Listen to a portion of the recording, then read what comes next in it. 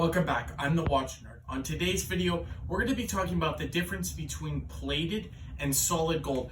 I haven't uploaded recently because I'm doing a really cool video. I'm going to make it, it's going to be my longest video on this channel. I have 6542, 1675, all the sport models, every Rolex is on the table in my upcoming video. It's about 30 minutes long, give or take. And I'm very excited. I'm in the editing process of that video. But for this video, I want to talk about, is it okay to have a plated gold and solid gold? Is it okay to get a plated gold watch or just go solid gold? I think this is, to me, a plated gold is fine on watches. And fittingly, I have an Omega Speedmaster 62, and then I have a OP51 Oyster Perpetual.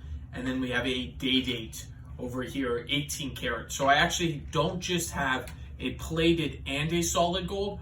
I have a plated 14 karat gold, and then I have a 18 karat gold. So I'm gonna talk about each one because the 14 and the 18 have a different aesthetic, and we'll get to that. But before I turn you around, I do want to talk about the Chanel chain giveaway. I'm going to be giving this chain away. I'm very excited. Once we reach 1,000 subscribers and Diamonds and Beyond reaches 1,000 followers.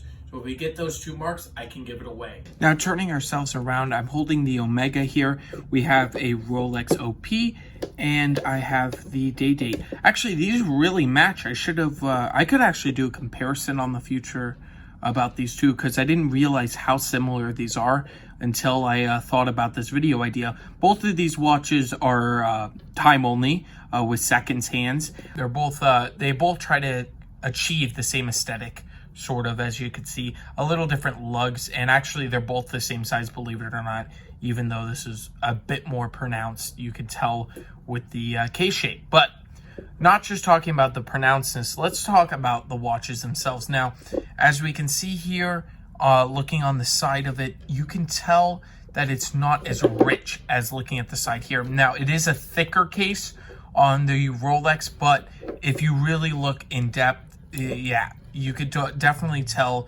it has rubbed off over the years. Now, we have to agree that this is 62. It's very old piece. We're talking 40 plus years behind this one's belt here. Actually, a bit more than 40 years on this. As you can tell, it's a different tone. It looks almost like stainless steel in this lighting here on that back, but no, this one is fully plated, I found out, and that means there is no 14 karat bezel, but that's fine because all of these watches are made very good. They have the 550 movement, but we're not here to talk about movements. We're talking about case materials. On this piece, as we could tell, it stays gold. It stays solid. It's a really solid piece, and you don't get that almost stainless steel look on the back of the cases here, even though there is still some gold, but it's sweat and it rubs off of that back, so you don't really get the same gold look. Plated, I noticed, is the lightest. So now coming over, now bringing in the day date. So I know it's on the gold bracelet, but even putting the bracelet aside, because I don't have the bracelet on the OP here, you can definitely tell that it's a more rich tone. It's not as bright. I think it looks more, the more carats you go down, the less pure gold. So the more, I don't want to say plasticky maybe, but the more, I should say, it's more brighter. And the darker tones are the later 18, 22 karat. That's what I notice. And as you can tell here, just by this sitting here, you can definitely tell the tone difference, especially with these two. But this is one that's rubbed off for many years. There's, of course, Cartier, where they actually make their plated watches, I should say.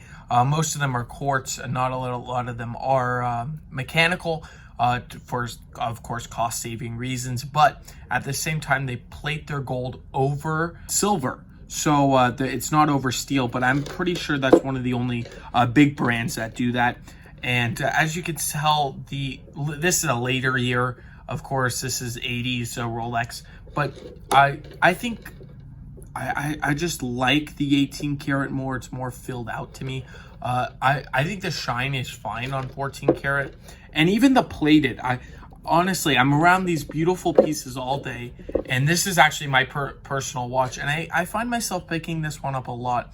It's fantastic. I like how this watch is only time. It's really, really fantastic, and it's part of the Seamaster range, but it's not that waterproof, I should say. This is one of the ones. It's a smooth action, very beautiful watch.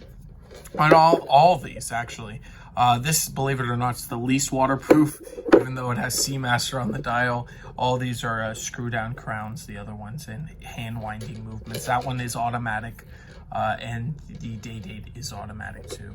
But we're not here to talk about movements. I want to keep this pretty short. As I said, I'm going to release something very soon out to you, and I'm very excited. If you enjoyed this video, if it was helpful in any way, changing your mind about this or just teaching you, because I think I would definitely buy plated watches still, even though, you know, I have a day date here, but I think plated, it definitely has a place. I like the patina of plated over time, especially on those Cartier watches, and it's really, really special. I like that look, but also there's great appeal in gold.